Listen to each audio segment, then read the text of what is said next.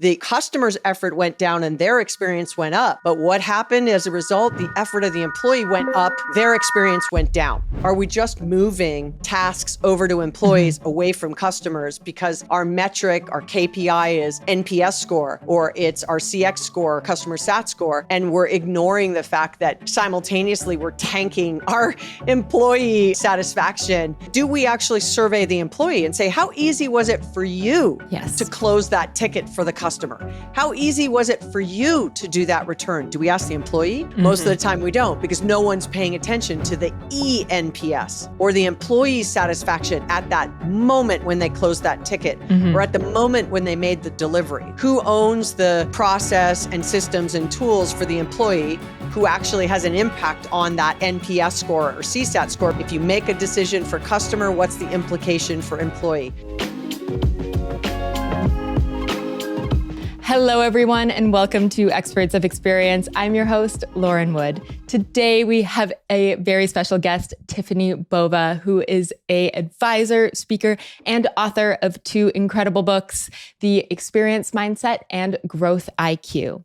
Tiffani has held executive roles in sales, marketing, and customer service in startups, as well as Fortune 500 companies.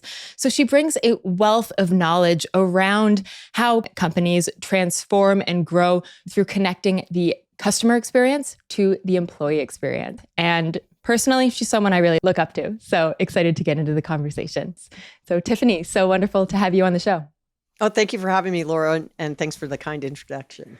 I mean, the topic of customer experience and employee experience is something that I personally nerd out on completely, because having built and led customer experience teams, I deeply know how we need to have our employees feeling good so that they can build trust with the customer as well as the company. And so I'd love to kick it off by talking about your latest book, The Experience Mindset, which really emphasizes the importance of balancing employee experience with customer experience. And I'm just really curious to know, what inspired you to write this book? Well, I'm going to spend a little bit of time on this because I think the journey is important. Look, I have talked about customer experience now really with some level of intensity, if you will, since about 2008. So at the time I was at the Gartner Group, and my area of coverage was sort of sales transformation, the impact of digital to the way brands market and engage with customers. And that led me to this, if you will, topic of customer experience. While I had led sales, marketing, and customer service in the past, it wasn't like I was like, we have to, journey map and we have to look at all I was not quite that mature of a marketer back in the early 2000s. But when I was at Gartner, I was part of this team that made the prediction that said that the chief marketer, the chief marketing officer, would spend more than the chief information officer on technology. And we said that in like 2008, and everyone was like, absolutely not going to happen. Now, if I double click on that, it wasn't that we believed they were going to spend more on tech just for the sake of tech. We had a theory, a hypothesis that experience was going to become that next battleground as technology became more embedded into the way companies, right? You have to think this is like at the beginning of lots of companies getting on e-commerce and actually having a footprint on the web. And, there was not one click back then, and we did not have so much power in our pockets and our smartphones. It was sort of BlackBerries, and you were just leaning into that. So it was a different time. But we believed that technology was going to change that experience equation, specifically digital. And so what did that mean? So I started to pay attention, right? And every conversation is, are you thinking about the customer experience? Like, what are you doing? Design thinking was coming in, and journey mapping, and what were CMOs wondering about? It wasn't just search engine optimization, and it wasn't just about optimizing the website. It was really about how many clicks and what is that experience of buying online and then maybe having to do something with a human, that online and offline connection. So it put me on sort of this 10-year journey of really digging into customer experience. And my first book, Growth IQ, was 10 Paths to Growth. And the very first path was customer experience, like live and die on the hill of the customer, right? This is why it's important. Like, this is where companies are going to win or lose in the market. And I had 9 other paths to growth. And in a 55,000 word book, I think I mentioned the word employee 5 times. And it was in passing. And it was, the Richard Branson quote or the Herb Kelleher quote, like if you have happy employees, you have happy customers. If you get that right, you get greater growth. And I kind of just blew past it because really at the end of the day, I was not an employee culture person. It was not my lane. My lane was sales, marketing, customer success, and growth. Fast forward, I leave Gartner, I joined Salesforce. I got a first-hand front row view on the power of culture, on innovation. And when those two things are right, greater growth rates happen. So I went to our CMO at the time and I said, I'd like to prove it. I've read a lot of research about what happens when you get CX right. I've read a lot of things around if you get employee experience right, retention goes up, happiness, satisfaction, engagement, all those things go up. And when that goes up, right, you have happier customers. But I couldn't find the connection of if you got them both right, what would growth rates achieve? Yeah. So 2 years later, lots of research later, lo and behold, we actually were the first to prove this causation between what aspects of employee experience have the greatest impact at that moment that matters when an employee touches a customer on customer experience. And if you get those two things right, what happens to the growth rate? And so it was a 1.8x time faster growth rate if you got those two things connected. And that kind of kicked off this whole new understanding of CX in isolation was not going to serve anybody, that you needed to have a mindset that you have to look at both sides of the experience coin, one employee and one customer, but it is the same coin. I'm so glad that was a long answer to your very short question.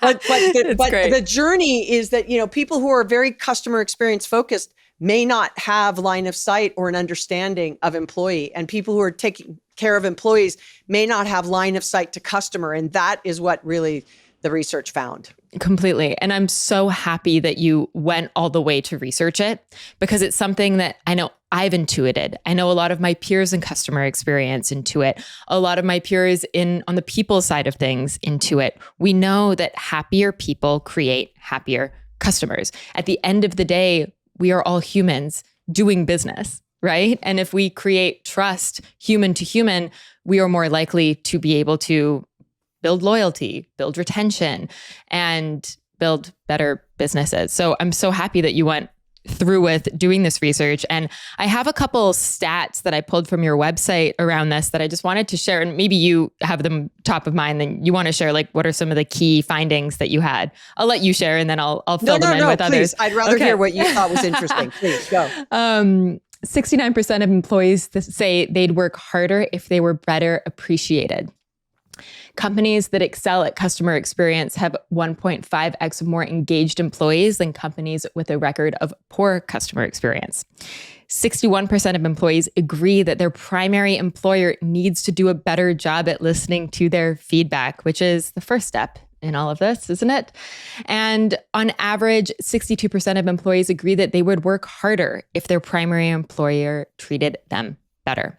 And I think that this just highlights, like, I am a customer experience consultant. I work with a lot of teams on building their customer experience. And the first thing I always go to is the employee experience. And I often have this look of like, why that I'm faced with, and what is the connection? We're here to, build the customer experience. Why are you talking about the employee's experience? But I know that if we focus on the employee's experience, the customer experience will come. And it's really a great place to start. And so I'm curious to know from your perspective, obviously everyone should go and read the book, but what are some practical steps that organizations can take to really create this balance of EX and CX within their orgs? Well, I think we have to start with what was the goal of the kind of CX movement in the first place. I'd say in my perspective or my kind of lens is we wanted to reduce the effort for our customers to do business with us in some way. So let's just pick online.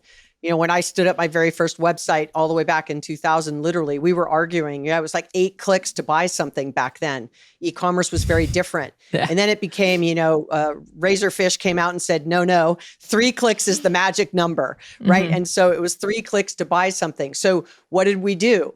We spent a lot of time and energy to reduce the effort that the customer had to put forward in order to buy something from us. And in turn, that increased the experience that they had with us, right? Like less effort, better experience, right? If I, to order anything, or when you walk in a store, is it easy to find something? Like, it's always about make it very seamless, frictionless, right? Reduce the effort. It increases the experience. But what we found through the research, unfortunately, is that a majority of companies just lifted that effort from the customer over to the employee. So let's take that example. It used to be 10 clicks on the website. Now it's 3 clicks, maybe it's 1 click, but in the background, a human is running around and doing 22 processes to actually place that order. That it's not happening automatically when someone clicks it. A human has to get involved. So the customer's effort went down and their experience went up. But what happened as a result? The effort of the employee went up. Their experience went down. And so we've constantly pushed the effort over to the employee. Like, and I always say, I was working with a client who said it took them 22 minutes to do a return in a call center. 22 minutes. Yeah. It shouldn't take 22 minutes, but what is it? Data sitting in multiple systems. It's half manual and half automated. Information is over here or over there. If it's over a certain amount, I have to go get an approval. I have to put the client on hold or the customer on hold. I have to do all these things. The customer is angry, right? Because it's 22 minutes. The employee is frustrated. And all of that could be eliminated, going back to, right? But it was, no, all the customer has to do is call and we answered in 10 seconds, right? Our SLA is to answer the call in 10 seconds, check, check. Yeah. But then it takes 22 minutes to fix the problem. So, I think that just that understanding of, are we just moving tasks over to employees away from customers because our metric, our KPI is NPS score, or it's our CX score, or customer sat score, and we're ignoring the fact that simultaneously we're tanking our employee satisfaction. And unless your call center agents are happy or are able to do their jobs, you're always going to be battling the fact that your customers aren't going to be happy with that engagement. Completely. And I think at the end of the day, even if we think, okay, we're removing this effort from the customer, customers still feel it. Like you said, it only took them 10 seconds to get the phone answered, but it still took 22 minutes for the return to happen. And so even though, yes, the customer doesn't have to click through to get that done, it's still something that they are experiencing, and they're speaking to an annoyed person on the phone. Because that person now has to go through all these steps. And we have all had the experience of calling someone in a call center who does not want to answer our problem or help us on our problem.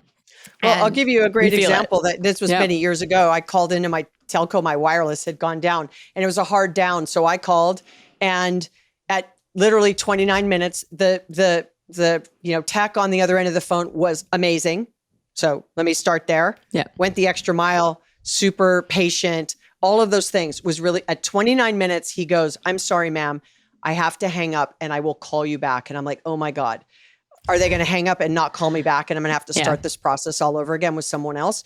Sure enough, I hung up, called me back. It was a 90-minute call, but the second time at 29 minutes had to hang up and call me back. Now, why do you think that happened? Manager was asking them to do something. I don't know. No, because they're not allowed to stay on the phone longer than 30 minutes. That was the process. That was the SLA.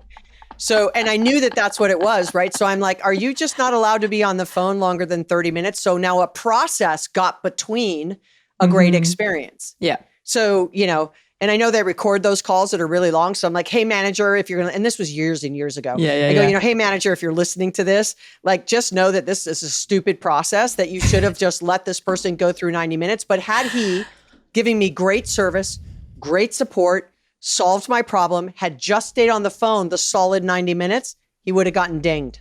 Right. Yeah. So that is a process problem.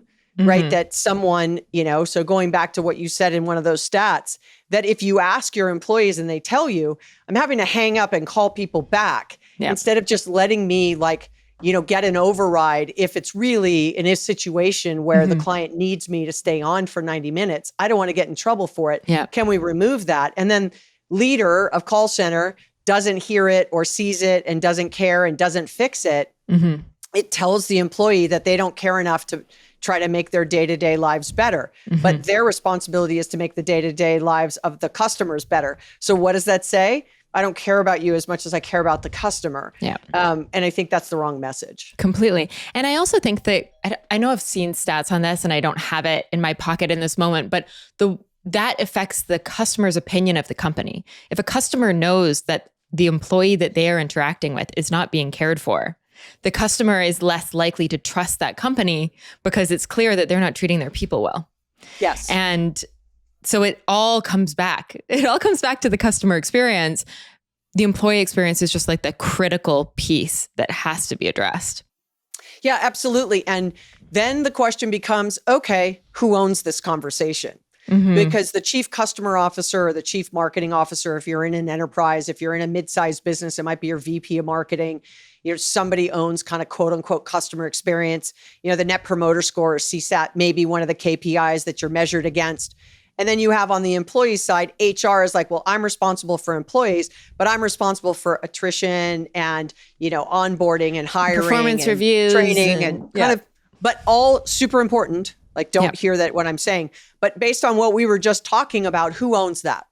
Who owns that? Who owns the process and systems and tools for the employee who actually has an impact on that NPS score or CSAT score? Because at the end of that call, what happens? You get prompted for give a survey, answer a survey, tell us how much you liked it, right? So now I've surveyed the customer, but do we actually survey the employee and say, how easy was it for you to close that ticket for the customer? How easy was it for you to do that return? Do we ask the employee? I know we don't. Most of the time we don't, because no one's paying attention to the eNPS or the employee satisfaction at that moment when they closed that ticket or at the moment when they made the delivery. Like, sure, we're hitting the SLA for our customer that we're delivering this product in 2 hours, but I'm driving in a truck and it's 105 degrees and there's no air conditioning. So I'm not having a good day, but I matched this SLA of 2 hours for the customer. So, good on us as an organization, but the employees aren't happy, right? Or I can order my coffee on an application and it's ready in 5 minutes or it's ready in 7 minutes. But is the employee, the barista behind the counter, like, are they overwhelmed by mobile orders now? Yes. And so customer might be happy, although it's taking longer and longer to get that coffee drink. But the barista is not happy. So again, over pivoting to one at the expense of the other is manifesting itself across very large organizations. I just read one today that Volkswagen is thinking of closing a plant in Germany. And the employees are like, you are not Volkswagen, we are Volkswagen. So you want to close the plant? Like, the employees are the company, right?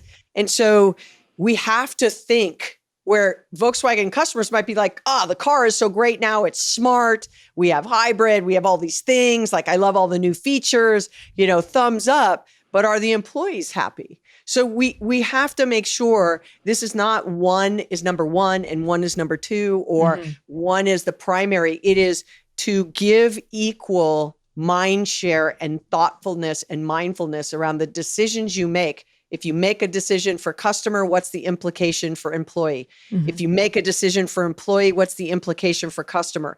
If you're listening to this and I can get you to just pause for a moment, if you're on one or the other side of the fence, to ask that question, then this has been a success. Completely. And I think that something you're highlighting here is the silos in ownership of employee versus customer.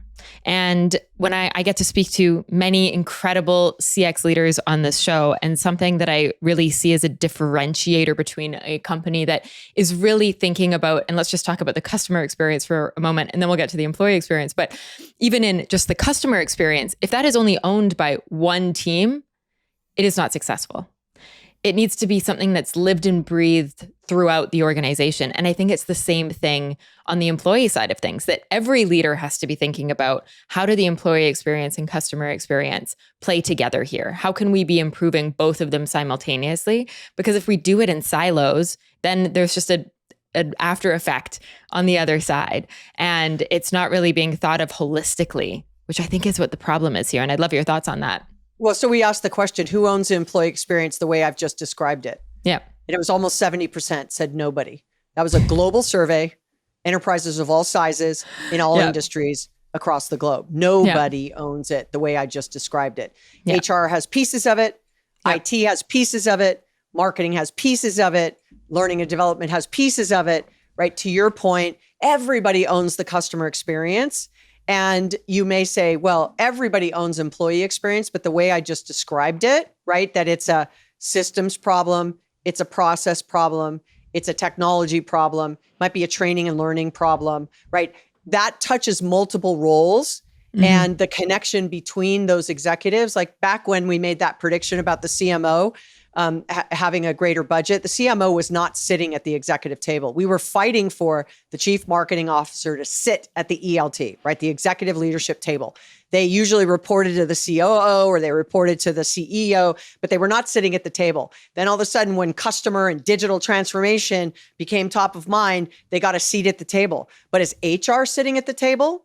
Or is HR tucked under the COO or the CEO? It's the same journey we did for customer, to your point, we have to do for employee. We journey map the customer. We should journey map what it's like for a call center agent to close a ticket. 100%. Removing friction, removing those silos. By the way, I'm not a fan of getting rid of silos. What I am a fan of is building bridges between them, because I do believe there is value in having people very focused. But those bridges are really at that system layer, the data layer, the process layer, the skill layer. Like that's where we have to have the bridges. But right now, there is way too much. And by the way, it's paid dividends. But one of the things I say in the book is you're going to start to get diminished returns if you continue to pivot to CX without thinking about employee. You're just going to reach your plateau of it's not going to get any better. Your NPS will not improve. Your churn rate will continue to not improve. Like those things will not improve if you don't get E right. Yeah, completely. As I'm sure you are aware, companies today have more customer data than ever, which is great. But then how do you actually use all of that data at scale? Salesforce's Data Cloud can help by giving teams a single source of truth for every customer. Ready to get started? Work with leading Salesforce experts from professional services. Visit salesforce.com/products/data to learn more. I want to talk a little bit about employee effort that you brought up, because I think that's something that it's difficult. I mean, as customer effort is difficult to track, employee effort is also difficult to track. But how can companies go about actually tracking their employee effort so that it's something that they are focused on and so that people are thinking about and kind of building those bridges across teams because they actually have a metric that they can stand on? Great question. So there's something called Customer Effort Score that's been out for a number of years. CEB really kind of was groundbreaking in that area, and Gartner bought them. And so let's just pick Customer Effort Score. So, it's kind of like a Net Promoter Score, but let's just use this call center example we've continued to use. That the customer would get a survey, 3 quick questions, like how easy was it for you to get this ticket, closed? How easy was it for you to make this return on a scale of 1 to 5? Right? You're very specifically asking, or it could be one question where you're asking about that very specific, where NPS is kind of like, how do you feel after that? And would you refer us? Like let's get away from that, because that's like asking your employees, would you refer for somebody to work here? Like that's kind of that, well, our employee satisfaction is really high. Like that's not telling you about their day-to-day job. Nope. So now let's go back to that. So now I want you to, at the end of that ticket, that 22-minute call, that you actually push a survey to your employee and ask them that effort score. Scale of 1 to 5, how easy or hard was it for you to close that ticket? And all of a sudden, the leaders start to see it's like a 1. Like it was really, or a 5, right? It was really, really hard for me to close this ticket. And all of a sudden, they're like, wait a second, what is up? And then you could correlate that to say, how happy were our customers after that call? And you can see that pulse that you're doing on NPS, maybe, that has been declining and effort has been increasing on the employee. We go back 6 months. That effort score has been going up. Guess what happens? The customer experience score, Net Promoter Score is declining. There is a connection between the two. So if you're asking that, ask employee effort at the end of doing something, a task, delivering the product, doing a return, doing a marketing campaign, creating a newsletter, whatever it is, whatever their job is, closing the books for an accountant, getting a contract written up, getting a scope of work done, getting a quote out the door, whatever it is, how hard was it for your employee? And if you start to see at a scale of 1 to 5, 5 being hard, everything is hard and effort is high, you better start paying attention because attrition will happen, disengagement would happen. And when that happens, right, then you just have people collecting paychecks. They're not collaborating. They're not engaged. They're not willing to go the extra mile. Who suffers? The business, most importantly, themselves. But the customer ultimately will feel the pain. Completely. And that's something that will impact you in the long run as well. If I'm a customer experience leader and I'm hearing this and I'm saying like, yes, we need to track employee effort. We have to connect the employee experience to the customer experience. How would you recommend a CX leader to influence the executive team to start thinking about this? Because I've been in this position before where I'm like, my customer service team has to have 5 tabs open to answer 1 ticket. This makes no sense. How would you recommend that leaders influence their executive leadership team? Yeah, so I would get with your call center manager, right? Your customer success manager or customer service, whatever their title is, and say, hey, we learned a lot when we were journey mapping customers on the website. Would you be open to doing the same thing? Because we've started to notice that our net promoter score has started to decline as it relates to like returns. I'm being specific, right? Yeah. And so let's just journey map. A call comes in from that moment all the way to closing a ticket. So it could be, I'm making a return. I want a credit card refund. I was double charged, whatever the handful of the top 5 call center drivers are. And then let's journey map it. And let's understand where and if we might be able to collapse that time because we see the times are going up or to reduce the steps. And then we identify 3 or 5 things. And then we pull in IT and we sort of map it out for them and say, is there anything we could do at these 3 critical points to integrate these 2 software applications? Back in the day, it's so easy to do API integration now, where before you needed to hire people. It was very expensive. Obviously, as I mentioned, I was at Salesforce. There's a lot of pre-integration now happening between sets of tools. There was acquisitions made and AI underneath to really try to drive what we're talking about here. But if you're in a smaller business, they might have multiple tools that are not talking to each other. And so if you can highlight that and show the improvement it would give and how much time it would carve off and increase the amount of calls and touches that they could do, and actually allow your call center people to focus on maybe upselling and cross-selling and not just dealing with really upset customers, all of a sudden now you have the 3 stakeholders. It would be your call center, whoever owns customer experience, and whoever owns IT. And in most cases, it's 3 different people. If you're a really small organization, the CEO might have those roles reporting to them, which then almost makes it easier because the CEO can say, this is what we're going to do. We're going to journey map, we're going to uncover, blah, blah, and then we're going to integrate. It's easier when someone can direct all roles. If you have to have roles agree, and then who's the owner, and who's making the decisions. That is why I called it the experience mindset. Yeah. Because it was not about grabbing more power and it's about your title and whoever's paid the most it is really putting that experience at the center. So I would say, if you're listening to this and you're responsible for customer experience and you know that your NPS score or your customer satisfaction scores are declining, could you identify that maybe it's something happening on the employee side? Let's remove that the product is not working or something happened on the product side or the supply chain side, because that's a little harder to fix. But if it is an employee-driven item, to get with IT, because that's usually where it happens, and start to try to shape that out.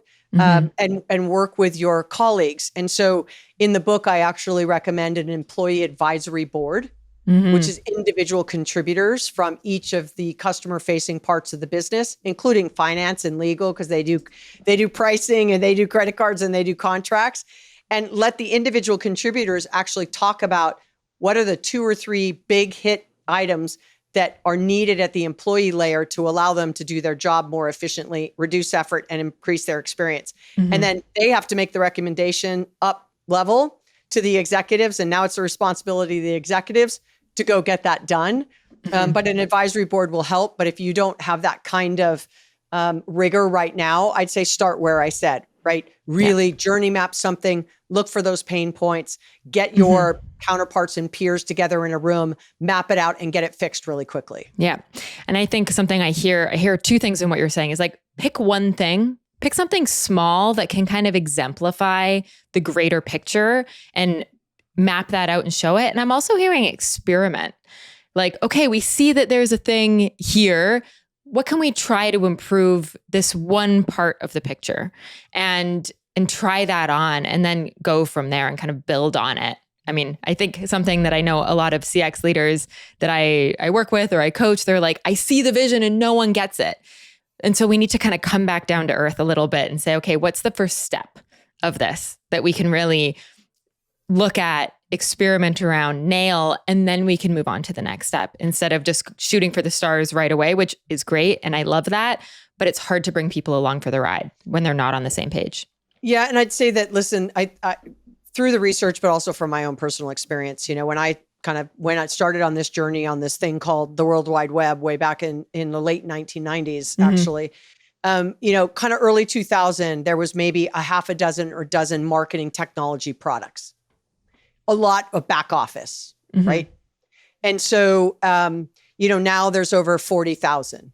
I mean, it's just insanity. So in 25 years, we've gone from, a dozen to 40,000 or something like that. Yeah. So it's not a technology problem. It tends to be a process problem. And we've split the hair of marketing and customer experience in 100 ways, meaning 100 different applications touching pieces and parts of every aspect of this. Furthermore, in 2018, the average enterprise would sort of have 2 digital transformations a year. Now we're up over 10, which means that the employees are having to absorb a lot of change. So they are digging their heels in and going, I'm tapped out. Like I have no more capacity to take any more change in. Oh my God, totally. And so if you think about the Gallup survey that says, extremely satisfied at work has never in the US never gotten above like 36%. Yet we've thrown all this technology. So pretty much our people aren't happy. We want greater productivity. We want more out of them. We want them to be able to be shapeshifters in, I know how to use AI today. I know how to use this tomorrow. You're not going to invest in training. You're not going to invest in skills. You expect me to just sort of be able to take everything you're put at me without a whole lot of support or guidance. It's just impossible. Burnout is real. And it's our responsibility as leaders and those that can really flip this mindset and work hard in an organization that if we can get people more engaged, naturally lots of great things happen. And it's not just about CX. It's about growth. It's about profitability. It's about better service to the customers. It's about more meaning and joy with your employees. It's about serving your communities better. It's about building resilient organizations. All these things people like me talk about. It starts and ends with people.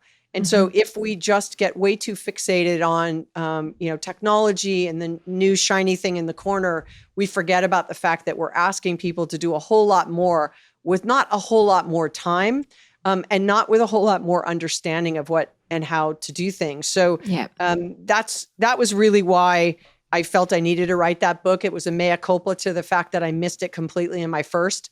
It was sort of a acknowledgement that being at a company that was a great place to work, one of the most innovative in the world and the fastest growing enterprise software company, there was something there that I could uncover, but still an organization that needed to focus more on employee experience. So there is no end game here, like there isn't for customer experience. So I just think that philosophically having this conversation and getting people to just pause for a moment, like I said before, I think will go a long way to try to make these things more of a reality than just, I get it. Oh, someone else is saying and pounding the drum like, yes, yes, yes. But then Monday morning, nothing changes. Yep.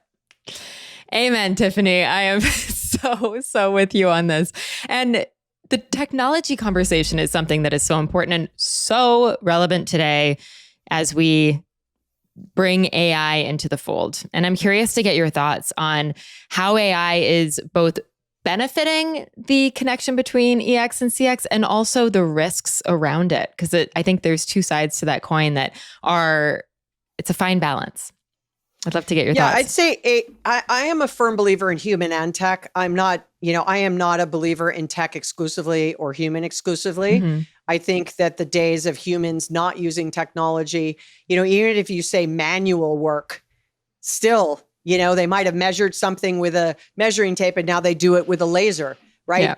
The task still has to get done. The job still has to get done. The solution by which they do the job is what is changing and changing very rapidly. Mm-hmm. So I do not believe that AI will eliminate a lot of jobs, but I do believe it will eliminate tasks, which a lot of those tasks are boring and mundane anyway. So what, like, do I need to go get a manual this and do that? And do I have to print out a list of clients and go down and call 100 people today? Or do I want the system to push to me that here are the 10 that are more likely to do something based on these behaviors they've done over the last 6 months? I don't know about you, but I'd rather call the 10 that are more likely to do something than do it the way I did it 25 years ago and just randomly call 100 people. Like, I would rather call 10 that are interested in hearing from me than 100 that don't pick up or hang up on me or don't ever respond. So, I think that is the fear of it's going to replace my job. Like, we don't have people sitting in elevators anymore, managing the elevator. It's probably a good thing, right? Totally. But, do we need to, send a human to go do something, or can we send a robot? Does a human need to pack a box 1,000 times a day, or can a robot do that? Does a human need to flip burgers all day long, or can a robot do that? But if you could get the person out of the kitchen flipping burgers and have them really pay attention to what that burger looked like when it went out the door, like, I'd rather, do let's make sure it's, put together nicely and it matches our quality control. But do I need someone flipping burgers? So I think that ultimately, there are ways in which technology in all industries can make humans focus on those things that require critical thinking and require that kind of, the empathy and the emotional side of it, which technology is not going to give us. But if humans are fighting to keep doing the tactical, mundane tasks because it is a paycheck, then I hope that they are willing to make some investments to learn some new skills, to go and find some work that brings them far more joy than what they're doing on a, consistent basis. Completely. I always think of AI as like a bionic arm, and it means everyone gets one. Even the call center agent now has the ability to do things that were mundane tasks faster. And I think if we look if the company lets them. Exactly. Or they're trained how to do it. Yeah. Yeah. Completely. And I think that that's kind of the question mark is, how are you utilizing AI for your employees' experience and your customers' experience simultaneously? Because there's a lot of opportunity, but as you said, the more technology we bring into the fold, the more people need to learn. And there's really a balance to it. I think we need to pick our battles and say, this is the thing that we're trying to solve, and bring in the right tech, let people understand how to actually use it, train them on how to actually use it, because it is not just another SaaS tool. In many cases, it's a different mindset in how we approach AI, and we need to empower people to actually find different ways of doing things with this new technology. So I think it's complicated. I don't think there is like a straight answer to how do you implement AI in CX or any department, but there's a mindset to it, is my opinion. Yeah, but I'd also say AI is just embedded now in so much of what we do. It's not something separate. Yeah. So I want to make sure, right? Like, if you think about CRM as an example, it's not like CRM plus AI. It's like AI is embedded in CRM now. And so it should be thinking. You're not going, oh, well, now I have, right? It's maximizing the capabilities of what technology actually has to offer us. Yep. AI is another layer in the power underneath what it is we're getting. But AI is only as good and as smart as the data it's looking at. So if you are an organization and you're thinking about maximizing AI to improve customer experience, if your data is bad, what comes out of AI is going to be bad. So data might be the new oil, but AI is the refinery, and insights is the petrol that powers the business. So you need insights. AI is going to give you something, but if you it may not be perfect, right? There's hallucinations on it. There's all kinds of things around it. Is it your own large language model that you're using? Is it your own data sets that you're using? Is it public data sets? All of that has implications into your ability to really leverage AI at its maximum potential. And so that is philosophically, okay, if we are going to leverage and use AI to improve our productivity and our customer experience and our employee experience, is our data clean? Is our data all in one place? Is our data shared across our various, technology sets? Do we have one data set? Do we have multiple? Is there, connection and API and data lakes? I mean, I'm using all these terms, but, ultimately, however good your data is how much your AI can learn and start to give you those predictions and give you those insights for you to do something in your business or in your day or in your next step or in your next action or in your next call or your next email or whatever it is. But if that data is bad, AI is not going to help you. So, this becomes that it's kind of like, well, that's going to fix everything, right? Or, this technology is going to fix everything. And then that it brings with it complications like, well, now we have Zoom and everyone can work from home. And look, we've seen that then it was like, well, come back to the office. You're going to work hybrid. And look, it opened up this box of, I don't want to come back to the office. And so now will AI be like, well, I used AI and it told me that this was the information. I sent it out. I didn't know the data was wrong. Right.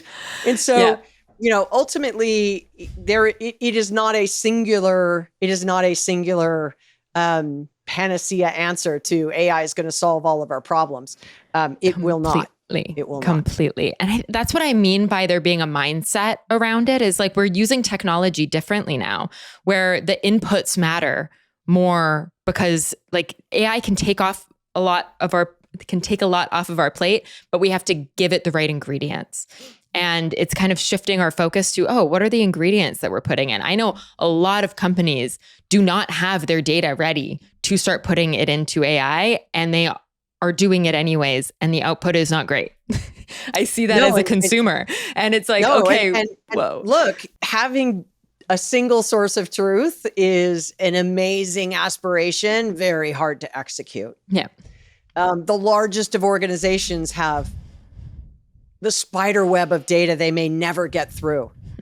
If you're a small business and you're listening to this, like, you are in a much better position to take advantage of AI because you don't have all this legacy, bad habit, bad, dirty data, all that stuff. If you're a startup and you're listening to it, make the right decisions out of the gate. Because when it's time for you to scale, if you've got good data and you're maximizing AI, you're going to be way ahead of the curve. So the larger you are, the harder it is to do sort of what we're talking about. Because you've got a lot of bureaucracy, a lot of silos, a lot of fiefdoms, a lot of, all of those things, right? Yeah. Medium size, you could still course correct. Small, advantage. Absolutely. Yeah, I think that's such a great point for everyone who's listening to this. And for those big companies who are struggling, I think it's just a matter of this has to be the focus. Rather than rolling out the new tool and saying like, we are now using AI, it's like, what's the preparation? Because I think we still have time to really, especially when it comes to CX, have AI powering our customer experience. Let's make sure that we're setting the stage for that to happen versus jumping into using AI to answer customer tickets when we don't have the data to do it yet. With so much data that we have at our fingertips, how can we bring all of this disconnected enterprise data into one place and get a 360-degree view of our customer? Well, Salesforce Data Cloud is the answer. With more than 200 implementations globally, the leading Salesforce experts from professional services can help you to realize value quickly. To learn more, visit salesforce.com/products/data. Well, this has been such a fascinating conversation. I didn't even get to most of my questions, but I've loved it. So Tiffani, we have 2 questions that we ask all of our guests at the end of each episode. And the first is, I'd love to hear about a recent experience that you had with a company that left you impressed. What was it? So funny you would ask this. When I do executive dinners, I ask this. It's interesting that usually the answers that I get are very consumer. So like the B2C side of the world, right? Rarely is it kind of B2B. Yeah. But I'd say that it sometimes is the small moments. Mm-hmm. So I was just in Dubai, like my engagement in order to set up transportation from the airport to the hotel was a little rocky, but in the end, like they went over and above to make sure that I was comfortable in that it was scheduled, and because I was landing at like 1 a.m, so it was, and when I got to the hotel, they were waiting for me, said, I'm so glad it worked out. They were, said something every time I was in and out of the lobby. And so, mind you, big organization, but that concierge for that particular engagement with me did not have to go that extra mile and did. So now, is that testament to the brand?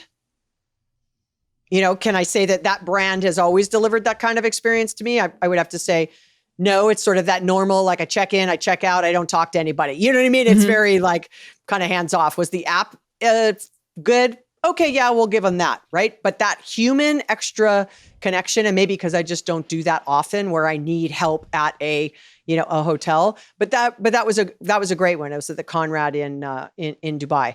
And so, I'd say that I noticed, right? So I sent an email. It was the wrong email address. I called, then, I gave them my phone number. Then it was like they emailed me. I was literally taking off. Then they WhatsApped me. Like they tried to communicate with me in 3 ways, right? Email, WhatsApp, and a text message, making sure I knew everything was okay. They didn't have to do that, right? So I'd say that was great. Those human connections go so far, and they almost overshadow the things that aren't working. If something's not really working and then you have a great human to human experience, that leaves you feeling amazing. And I love this example because I think a lot of companies, this is where like customer service is kind of they kind of tuck it away and it's like not that important, but really a great human to human interaction can make everything that wasn't working better. Yeah. And the opening quote of my book, and I'll leave with this, is the fastest way to get customers to love your brand is to get employees to love their job. Period. And so in that example I just gave, that concierge loved what he did. And it manifested itself in that extra mile, in the, I'm going to WhatsApp you, text message you, and email you. And then I'm going to make sure when you show up when that car drops you off, and it's a third party car. It wasn't like, the hotel's car. It was a third party car that the concierge would meet you to say, was everything okay? We're really sorry that it was, a little bit, but I was given the wrong email address by somebody who was having me come into town. So it wasn't their fault. It was just, that's what happened. And I wasn't upset about it being a wrong email address because they handled it so well on the other side. And then they went out of their way to make sure it was scheduled appropriately for me to get back and all of that. So if they didn't love their job, they wouldn't do it, and you really, really see that, outside the US. When it comes to that kind of service, because they are so oriented around the customer, but they're also very oriented around their employees. Completely.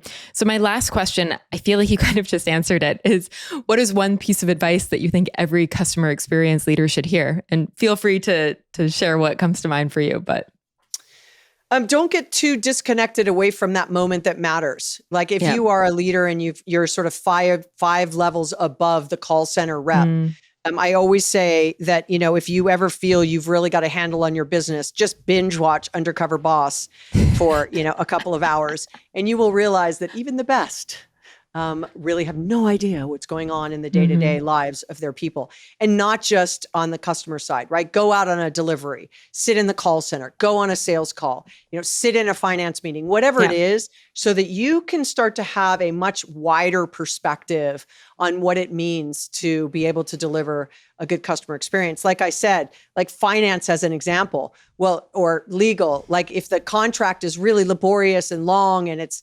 not flexible and all of those things, you maybe have no line of sight to it, but it creates this horrible taste in the mouth of the customer of like, right? It's a bad experience, but you just aren't even thinking about that. And legal's like, whoa, this is what we have to put in there. And so it's too bad, right? It's kind of like, well, hold on a second, so I'd say get out of your normal day-to-day, go at that moment that matters where an employee in some way touches something that touches a customer, which is pretty much everything: a warehouse, the supply chain, delivery, call center, sales, marketing, finance, legal, website design, everything, packaging, shipping, logistics. Go see what it's like, and do that for, 30 days, and then come back and go, what would I change? And if you come back and say, oh, I wouldn't change anything, I don't know what I'd tell you, but hopefully you would find a handful, if not a lot more things. Then it becomes your role as an executive to prioritize, be decisive, and make change, but include your employees along the way. Completely. And I think that's the one thing I just want to underscore of this whole conversation. As you do that, think about both how the customer's experience or how the customer is feeling in that experience and the employee, because they go hand in hand. So thank you so much, Tiffani. This has been a wonderful conversation, and we are so grateful that you came on the show. Thank you for having me, Lauren. Of course.